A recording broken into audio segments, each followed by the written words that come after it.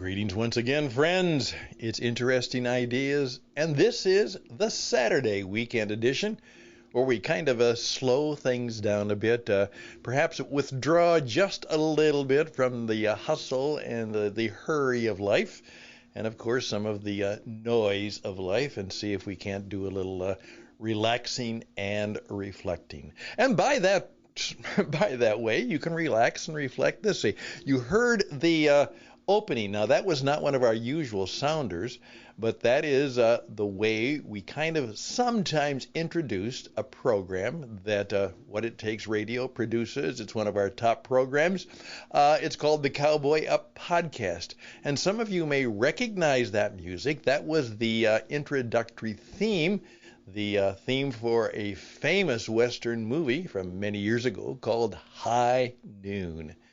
And an incredible story. And many of you have probably seen the film in your past, and it's still a great film with some very significant lessons about today, even though it's many, many years old. And so we oftentimes open with that theme because our program begins at high noon every Saturday, and thousands of people all around the world listen to two old cowboys and creative authors and musicians and artists, people who are trying to preserve the Western and cowboy tradition. And as we try and say with a smile, hopefully that may be the way we preserve Western civilization. So that comes up every Saturday at high noon. So go look for it, the Cowboy Up Podcast. You'll enjoy it. I think I can say that. Yes, you will enjoy it, no matter what your feelings about cowboys in the Western world. Great stories. You learn more there by accident than most places by design. And the weekend is a time where we make a point, as I say. The weekend is WR3W. Yeah, WR3W. Take a little time in the morning just to kind of finish up some of the work and the errands of the day. Then around noon, start some relaxation. That's right, some relaxation, some rest, perhaps a little bit of recreation, and take some time for a little reflection. Yeah, WR, lots of R's, and then W, worship. Worship, yep, work, relaxation, rest, reflection, recreation, and worship. And then you'll be ready to go when Monday meets the marketplace. Hey, slow down, and that's the theme for today.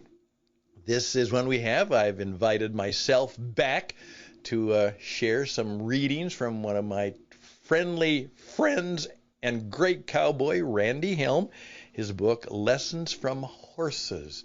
And this is an incredible storybook.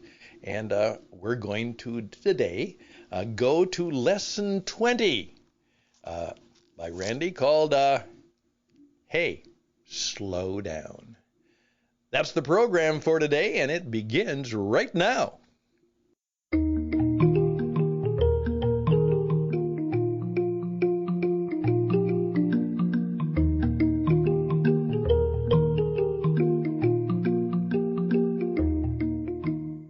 In training inmates to train horses, I don't think it would be an exaggeration to say that I find myself saying slow down 100 times more often than speed up. Whether it is gentling a wild horse or training a domestic trail horse, the need to slow down is universally a challenge. You see, training horses is a process that must focus on the mind, not the feet. That being the case, we must allow the horse to comprehend what we are asking. And comprehension is what takes time and patience. You see, horses need to figure out what we are asking them to do. Since we speak a different language, We need to help them figure things out through slow, deliberate repetition. If we start slow, we can give them the best chance to learn. If we start slow, we can eventually add speed. If we start calm, we can add excitement. It rarely works the other way around. The least resistance method of training horses is sometimes referred to as horse whispering. Well, I think that label probably has more to do with the quietness of the trainer as he or she speaks softly to the horse. You see, speaking softly keeps the trainer calm and transfers to how we progress with the horse. Sometimes when working on a maneuver such as loping collected circles, I hum. I hum to calm myself and help the horse get into a rhythm. The interesting thing I've discovered is that over time, the horse will hear the humming and automatically relax into a smoother gait. I'm not suggesting I want slow horses, but I do want relaxed horses. A horse thinks better when he is relaxed. Being relaxed is a mindset, not speed. A horse can be relaxed at a walk, a trot, or even a lope. Conversely, a horse can be anxious standing still or at any gait. I slow down to give my horse the best chance to figure out what I am trying to teach and to help the horse relax. Like horses, I make much better decisions when I am not in a hurry, anxious, stressed, or worried. In Shakespeare's classic Romeo and Juliet, Friar Lawrence gives Romeo some great advice that would have changed the outcome of the tragedy. His advice to Romeo: go wisely and slowly. Those who rush stumble and fall. God tells us in Psalm 46:10, hey, be still and know that I am God. You know, there are so many applications from horse training to the life we live. Well, here are just a few. Here we go. If we start out fast, we will have difficulty getting energy down, which directly translates to safety and success. Thinking is always better than reacting. Those who act first and think later live lives of regret. An intentional life is not a reactive life filled with doing, but a life focused on thought and purpose. Starting out slow begins with standing still. If a horse is moving when I'm getting on, I know I have a horse that starts by acting, not thinking. I want a horse to stand still until I ask him to do something. Movement too often disconnects the mind. This is also true for people. If we act before we think, we will find that we rarely learn and too often live with regret. It is easier to build movement and energy than to take it away. Slowing down does not mean that we never speed up. Slowing down gives us the footing to move toward a goal and the energy to move quickly. Now, here Randy has an old song. I'm in a hurry to get things done. Oh, I rush and rush until life's no fun. All I really have to do, live and die, but I'm in a hurry and don't know why. Alabama, in their hit song of 1992, I'm in a hurry. Perhaps you've heard that before. You see, we need to slow down to get in touch with God. In the 19th chapter of the book of 1 Kings in the Hebrew Scriptures, we find the prophet Elijah. He's discouraged and he's drained. So, what does he want to do? He desperately wants to hear from God and know what to do. So he ran. He ran a long distance to a cave. While waiting securely in the cave for God to speak, he had a front row seat to a display of tremendous power, energy, and excitement. You know, the Bible tells us a strong hurricane force came and the wind passed by. And then there was an earthquake. And then there was a fire.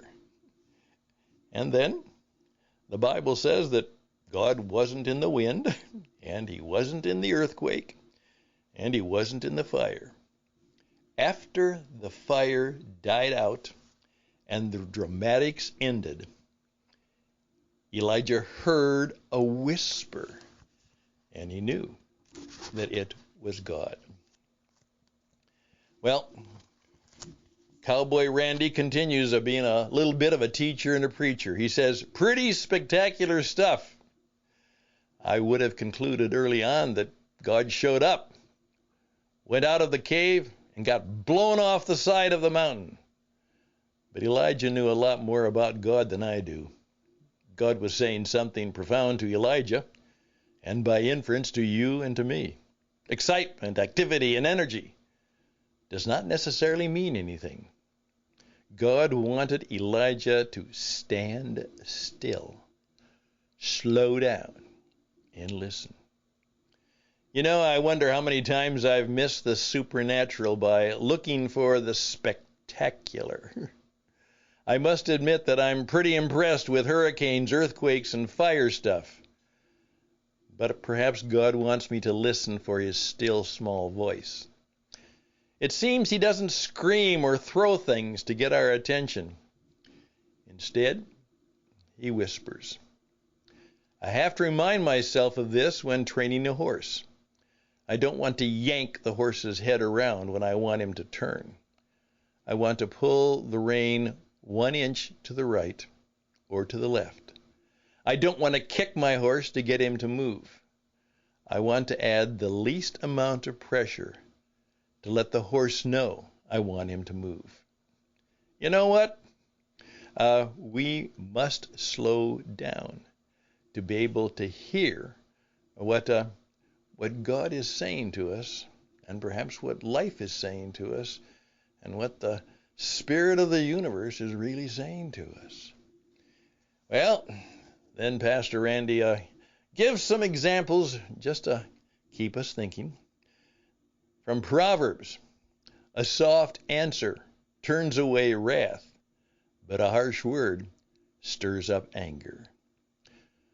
So, slow down before you say or do something that you will regret. And then a very famous one, 23rd Psalm. Lead me beside still waters. And ask God to give you peace and restore your soul. You know, that sounds like a simple prayer. Hey, God, I'm here. I'm staying. You know what? Give me your peace, and why don't you restore my soul today? That would be nice for this weekend, and maybe for a long time to come. Hey, best and blessings to you. I'm Stan Houston. These are interesting ideas. We'll be right back.